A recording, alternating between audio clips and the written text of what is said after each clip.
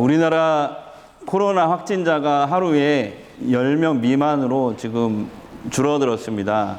참으로 다행입니다. 대신 저희 집을 포함해서 많은 집들이 확진자가 늘어난 것 같아요. 확진자 말고 확진자 무슨 말인지 아시죠? 외출을 삼가고 집에서 많이 먹다 보니까 집에서는 확진자들이 많이 늘어난 것 같아요. 자, 오늘 이렇게 다시 모여서 우리가 예배 드릴 수 있어서 하나님께 먼저 감사드립니다. 그리고 예배 오신 여기 모든 분들 이 시간 예배 드릴 때 하늘의 힘을 공급받으시는 귀한 시간 되시기를 축원합니다. 지금 대부분의 교회들은 정부의 권고대로 지금 그동안 주일 예배를 온라인 예배로 드렸습니다. 그래서 어떤 성도님들이 그러시더라고요. 집에서 유튜브로, 또 유튜브를 못 하시는 분들은 TV로 이렇게 예배를 드릴 때와 교회당에 모여서 함께 예배 드릴 때 그 예배의 감동과 그 임하는 자세가 너무 다르다, 이렇게 말씀을 하셨어요. 고백을 하셨어요. 그러면서 우리가 함께 이렇게 모여서 예배 드리는 것이 얼마나 소중하고 감사한 일인지 알게 되었다고 그렇게 말씀하시는 분들이 많이 있었습니다. 왜냐하면 집에서 드릴 때는 내 집이잖아요. 내 집이고 편안하기 때문에 마음을 가다듬고 자 예배 드려야지 하면서도 이게 금세 흐트러진대요. 집에서는 그래서 전적인 예배자의 자세로 예배 드리는 일이 쉽지 않았다라고 말씀하십니다. 그러나 교회당 문을 열고 우리가 들어서는 순간 오늘 여러분 뭘 느끼셨습니까? 뭔가 다른 분위기에 우리가 사로잡히지 않습니까? 왜 그래요? 교회당은 기본적으로 하나님께 예배 드리는 장소로 구별되어져 있기 때문에 그렇습니다. 근데 이제 요즘 많은 목사님들이 공통적으로, 저도 그렇지만 걱정이 한 가지 있어요. 그동안 온라인 예배는 코로나19라는 이 특수한 상황에서 어쩔 수 없이 드린 차선책인데 성도들이 이 온라인 예배라는 그 편안함에 익숙해져 버리면 어떡하지?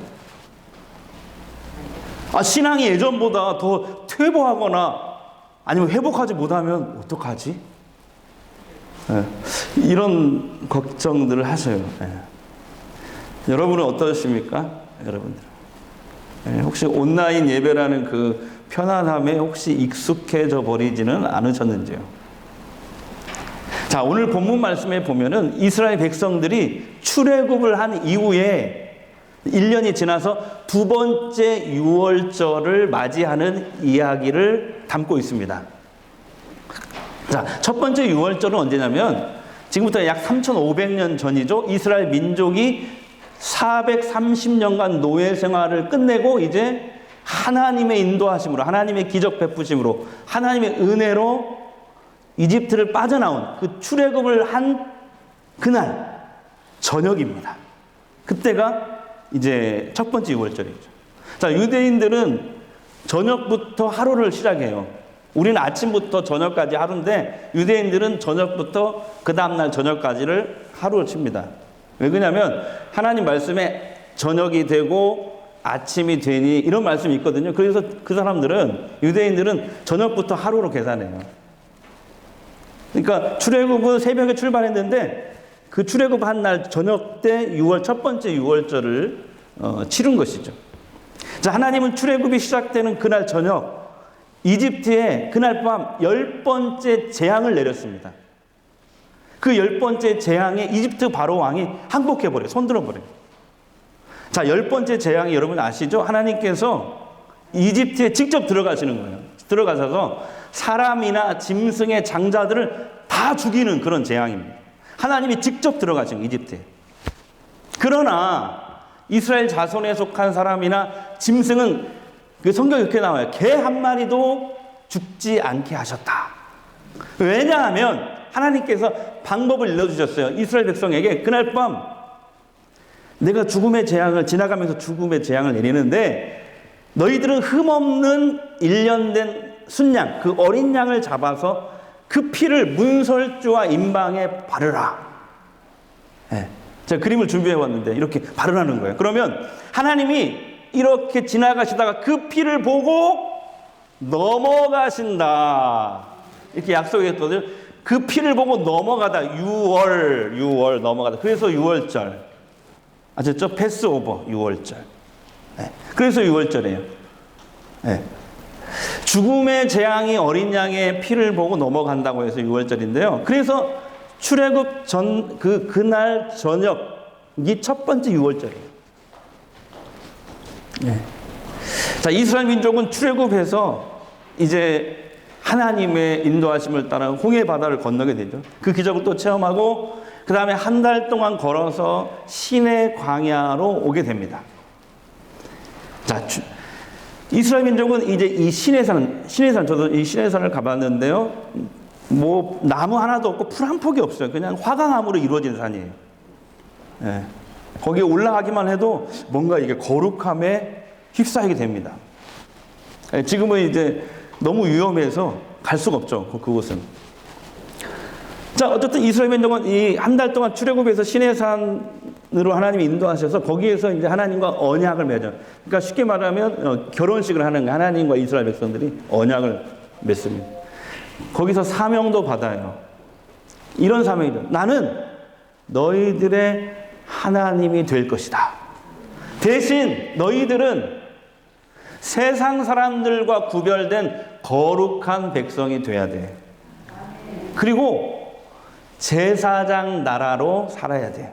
제사장 나라. 하나님을 모르는 민족들, 나라들을 하나님께로 인도하는 그런 민족이 제사장 나라입니다.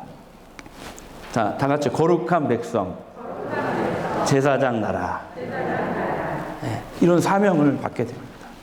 그러면서 하나님이 십계명과 율법을 주시거든요.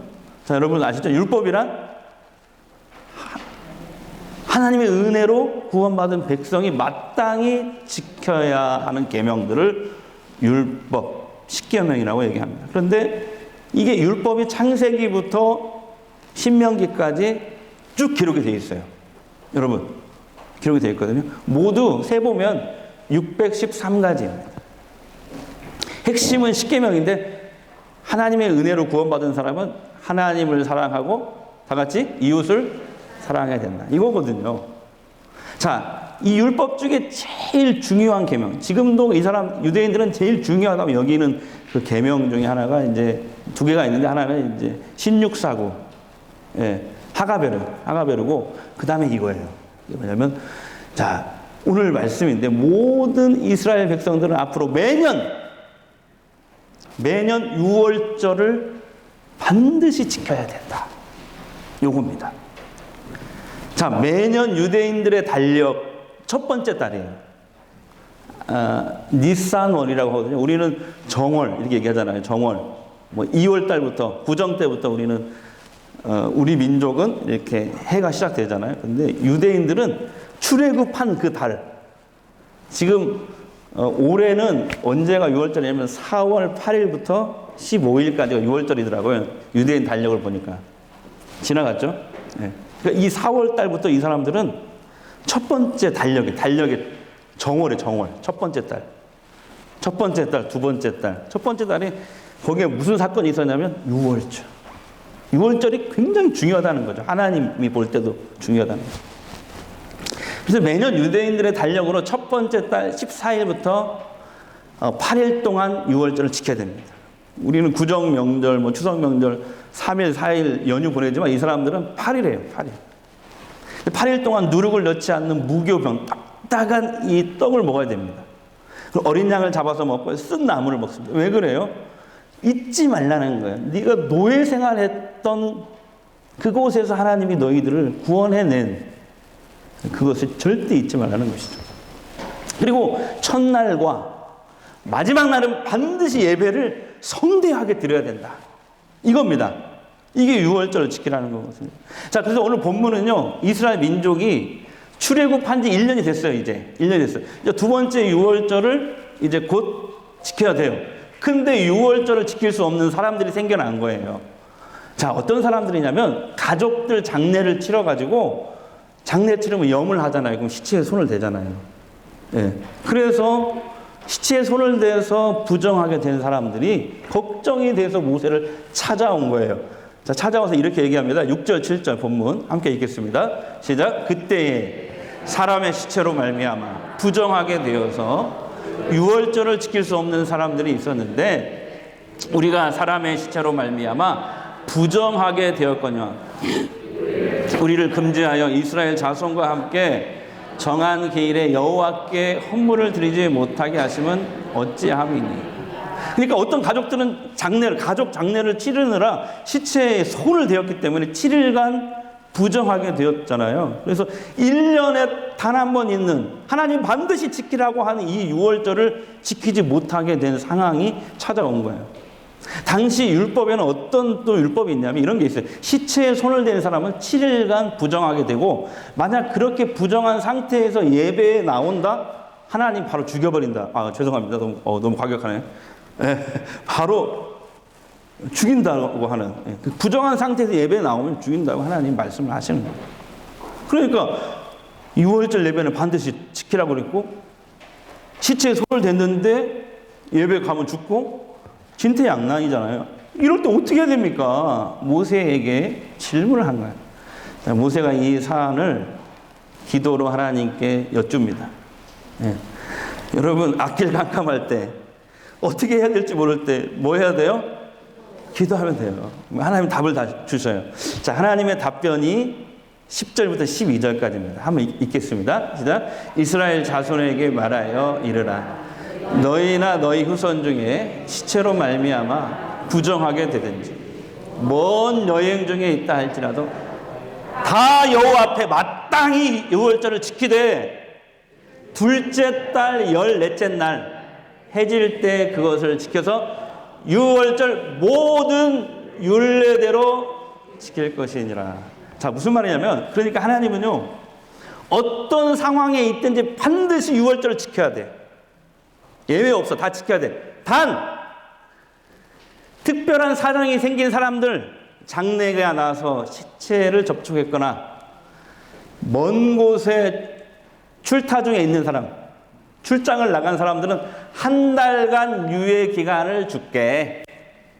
예? 한 달간 문제를 잘 처리하고 그 다음에 너희들은 따로 한 달 뒤에 두 번째 날 14일에 똑같이 8일 동안 모든 규례에 따라 너희들끼리 유월절 예배를 반드시 드려야 돼. 이렇게 말씀하신 거죠. 한 달간 유예 기간을 주신 거예요. 근데 그 다음 말씀이 굉장히 엄격한 말씀이 나와요. 네. 자, 13절 한번 읽겠습니다. 시작. 그러나 사람이 정결하기도 하고 여행 중에 있지 아니하면서 유월절을 지키지 아니하는 자는 그 백성 중에 끊어지리니 이런 사람은 그 정한 기일에 여호와께 헌물을 드리지 아니하였은즉 그의 죄를 담당할지. 네, 끊어진다는 말이 무슨 말인지 아시죠? 예. 자, 장례를 치르지 않아서 정결한데 여행 중이지도 않는데 유월절을 지키지 않는다? 유월절 예배에 참석하지 않는다? 백성 중에 끊어지리라. 굉장히 엄격한 지침을 하나님이 내리셔요. 여러분, 우리도 코로나19 상황 속에서 약 9주 동안 집에서 온라인 예배를 드리고 또 TV로 예배를 드렸잖아요. 그러나 그건 어디까지나 특수한 상황이에요. 말하자면 오늘 본문 말씀처럼 예배의 유예 기간을 둔 겁니다. 약 9주 동안. 자, 그렇다면 하나님은 왜 모든 이스라엘 민족이 유예 기간 한 달간을 갔더라도 한 달 뒤에는 반드시 유월절 예배에 반드시 지켜야 한다고 말씀하셨을까요? 또 자, 오늘 우리들에게 적용해 볼게요. 오늘날 우리 그리스도인들은 옛날부터 많은 목사님들이 저도 마찬가지지만 주일은 반드시 성수해야 된다. 주일은 반드시 예배를 하나님께 드려야 된다. 왜 이렇게 강조를 할까요? 네. 그것은 하나님이 베푸신 구원 때문에 그렇습니다. 구원. 자격 없는 우리들에게 베푸신 하나님의 그 구원의 은혜를 절대 잊지 말라는 거예요. 사람은요, 연약해서, 저도 마찬가지예요. 스스로 알아서 해. 그러면 못해요. 그냥 알아서 해. 내버려 두면요, 은혜도 다 까먹어요. 자기가 잘나서 한 줄 알고 교만해져 버려. 금세 죄는 쉽게 지어버려요. 출애굽은 뭐 어떤 사건이에요? 200만 명이 전라북도 전체 인구예요. 약. 이 200만 명의 이스라엘 민족이 하나님의 구원하심을 직접 눈으로 경험한 사건이에요. 한 사람도 아니고 200만 명이. 이 유월절이 있는 달이 유대인의 달력의 첫 번째 달, 니산월이 될 정도잖아요. 하나님이 그만큼 이스라엘과 우리들에게 베푸신 그 구원의 은혜를 우리가 절대 잊어서는 안 된다는 것을 중요하게 생각하시는 겁니다. 그러니까 이스라엘 백성들은 유월절 예배를 통해서 매년 그 사람들에게 하나님의 구원과 은혜가 기억되게 하는 거죠. 그 8일간 유월절 그 예배를 드리면서 하나님이 우리 민족을 그 어려운 노예 생활 330년 동안 이집트 노예 생활에서 우리를 해방시켰다. 하나님의 10가지 재앙과 홍해 바다를 갈라가지고 하나님의 이 기적과 능력으로 그 은혜로 우리가 구원받았다. 그것을 기억하라는 것이죠.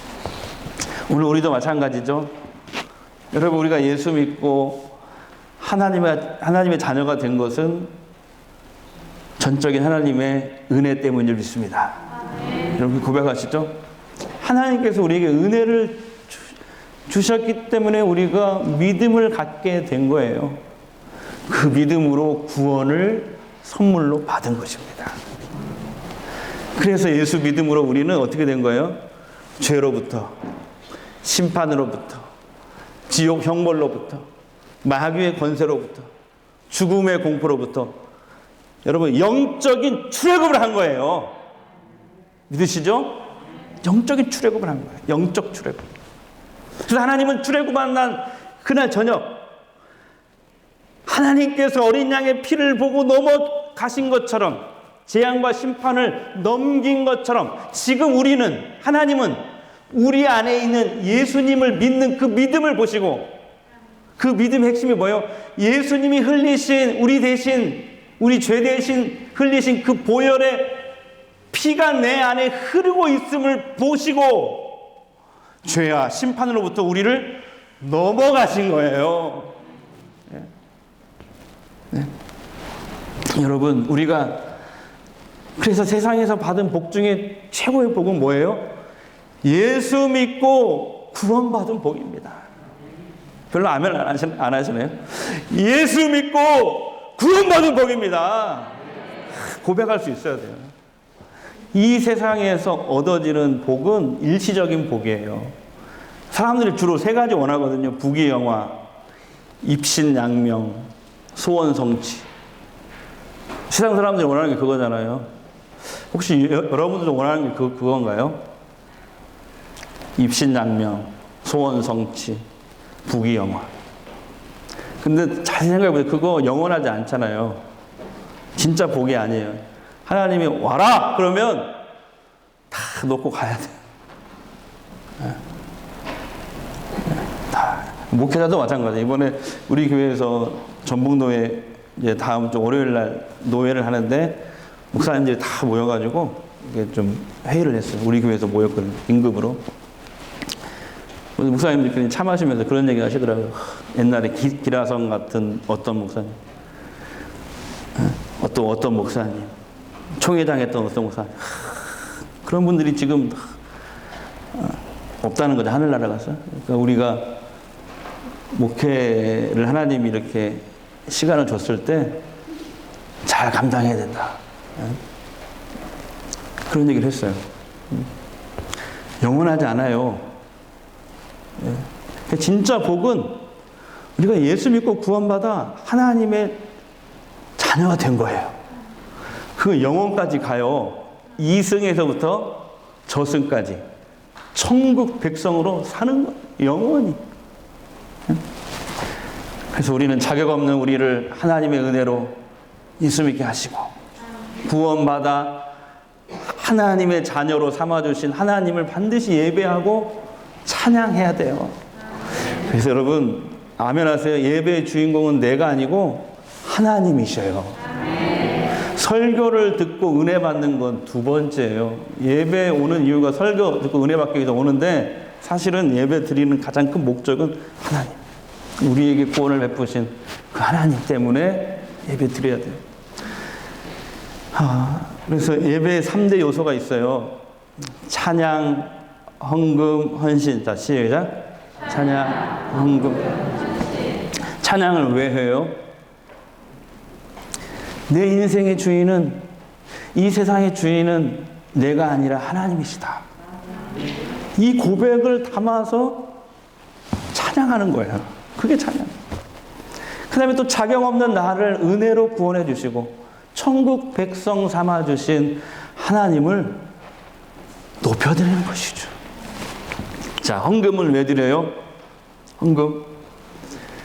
우리는 물질을 드리지만 하나님은 우리의 중심과 믿음을 보시는 거예요. 그걸 받으시는 거예요.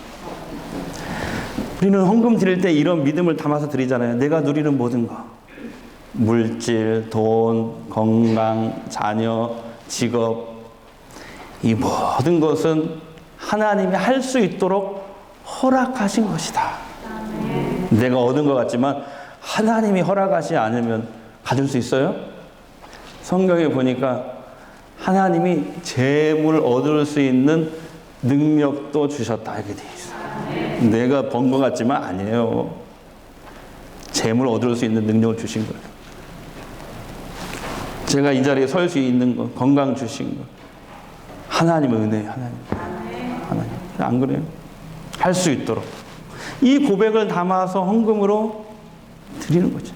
자, 헌신은 뭐예요? 헌신. 죄 때문에 지옥 갈 나를 은혜로 구원해 주신 그 하나님의 은혜에 내가 남은 인생 무엇으로 주께 보답할까? 그런 믿음의 고백을 담아서 주의 일을 감당하는 거잖아요. 이웃을 섬기는 일을 하는 거잖아요. 예배 때 이 헌신의 결단을 드리고 실행하는 거예요. 그걸 받으시는 거예요, 하나님이. 예배 3요소 기억하세요. 찬양, 헌금, 헌신. 자, 우리가 이렇게 신령과 진정으로 믿음의 고백을 담아서 예배 드릴 때 하나님이요, 여러분, 예배 때마다 우리에게 임재해 주시고요, 이 자리에 힘을 주십니다. 힘을 주십니다.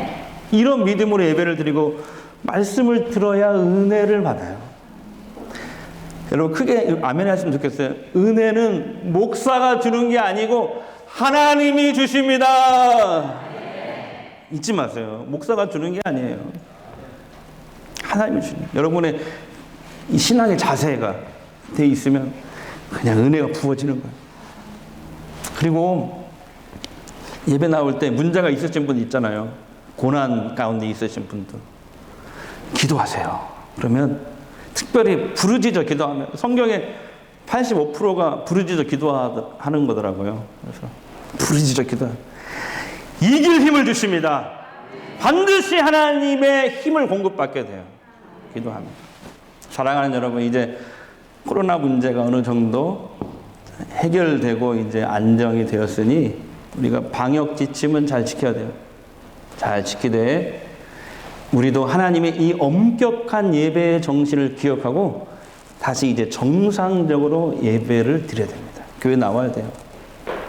하나님은 다시 예배해야 됩니다. 이제 우리 교회는 고통과 상처, 불안과 두려움에 사로잡혀 있는 세상 사람들이 이곳에 와서 안정을 느끼고 감격할 수 있는 거룩한 공간으로 다시 계속해서 세워져야 될 줄로 믿습니다.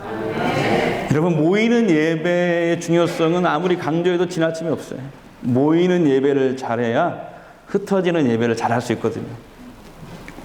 예배, 헌금, 헌신 모든 것을 다 잘 가다듬고 나 자신이 스스로가 예배 정상화를 위해서 힘쓰시기를 바랍니다. 무엇보다 예배를 잘 드리면 하나님께서 예배 시간에 하나님의 힘을 부어주신다. 이 힘을 받아 한 주간 승리하는 저와 여러분이 되시기를 주의 이름으로 축복합니다. 자, 여기에 모인 우리 1절만 부르고 하나 기도하도록 하겠습니다. 여기에 모인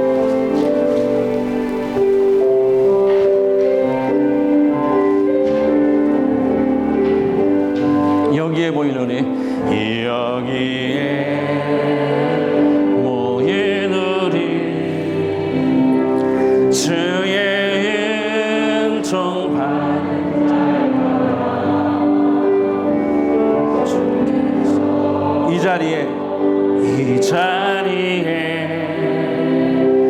함께 계심을 아노라. 언제나 주님만을 찬양하며 따라가리니 시험을 당할 때도 함께 계심을 아노라. 이 믿음 더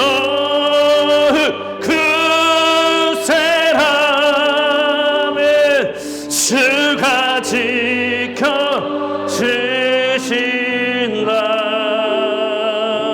어두운 밤에도 주의 밝은 빛 인도하여 주.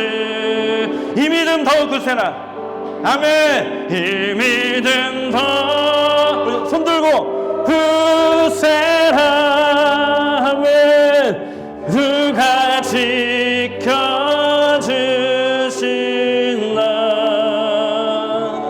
어두운 밤에도 주의 밝은 빛 인도하여 주신다. 기도합니다. 하나님, 자격 없는 나를 은혜 주시고 예수 믿게 하셔서 구원하시고 하나님의 자녀 삼아 주시니 감사합니다. 이 구원의 은혜를 절대 잊지 않고 늘 감사하며 예배드리게 하옵소서. 다른 거 감사할 조건이 다 사라져도 내가 지금 예수 믿고 하나님의 자녀가 되었다는 이 하나만으로도 기뻐할 수 있는 우리 전주 성광교회 식구들 다 되게 하옵소서. 코로나로 인해 예배의 유예 기간을 긴 시간 보냈습니다. 이제 우리의 신앙을 다시 가다듬고 이전보다 더욱 하나님 사랑, 이웃 사랑하는 믿음의 사람들로 서게 하옵소서. 찬양, 헌금, 헌신을 잘 점검하게 하옵소서.